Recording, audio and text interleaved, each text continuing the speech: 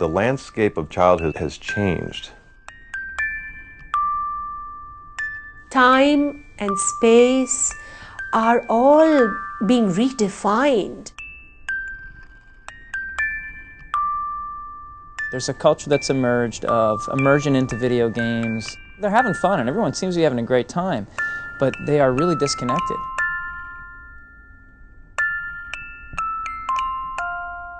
What are you missing when you are looking at screens?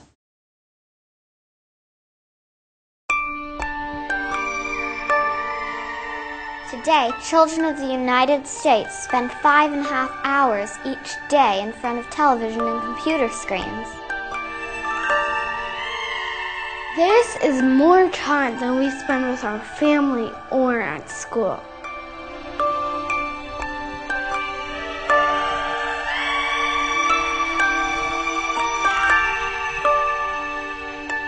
If we don't stand up and say, this is wrong, children are worth more than that, then what we're really going to experience is essentially the death of childhood.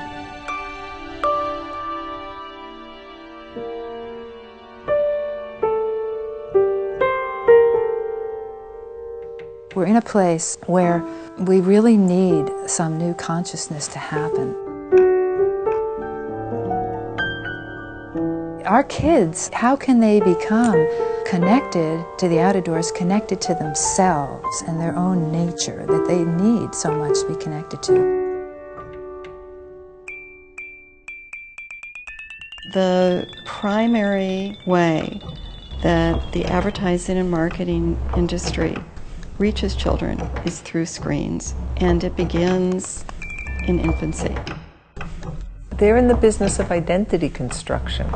And if you're 6 years old, you're supposed to want to be cool. You're not sexy if you don't have the product. You're nobody. You're worthless. You're not going to have friends. Children begin to receive messages very early on that they have to have things in order to be happy. They have to have certain things in order to play. We are allowing children to be exploited for the purpose of making money.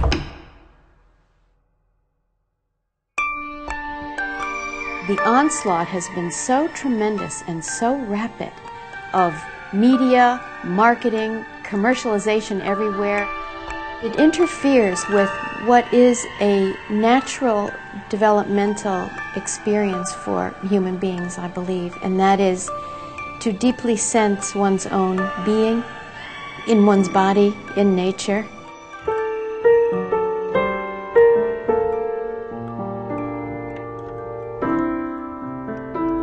We're hardwired to need nature. We like species other than our own. We like to see natural landscapes. We don't do so well in terms of our health when we don't have that kind of experience. What they will not value, they will not protect. And what they will not protect, they will lose.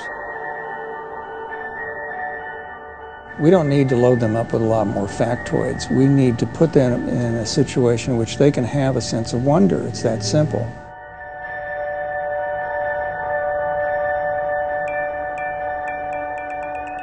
I went out into the wilderness, and when I picked up something, I discovered that it was connected to everything else in the world. Every effect must have a cause. Nothing exists in isolation in this world. Hope is tied to the desire to live. It emerges as a side effect of nature connection. The richer their imagination grows, the more powerful their consciousness, the more their soul comes to the surface and their heart grows big and their sensitivity to others increases and their problem-solving skills just go through the roof. And that's connection to nature that brings that on. The less that kids are allowed to do this sort of stuff in nature, the more they're going to be searching for an outlet in more technological ways. The more we watch, the more likely we are to want things. The link between that and the environment is very clear, because environmental degradation is first and foremost being driven by our consumption and production. We are simply using too many of the world's resources. So there is a direct link between watching television and climate change, species extinction, ecological devastation. I really do worry about producing a world of people disconnected from life and nature and the world, and it's going to have a profound impact on who we are and what we become.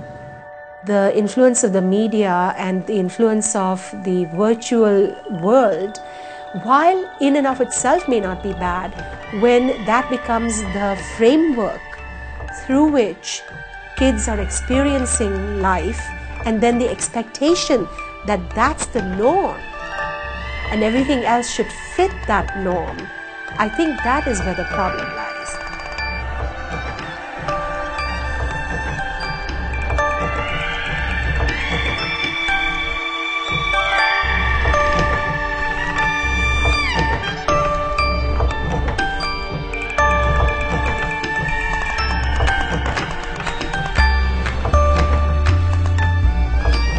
It is teaching them.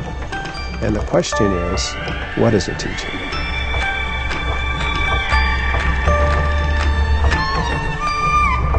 Can you tell me a little bit about where you play?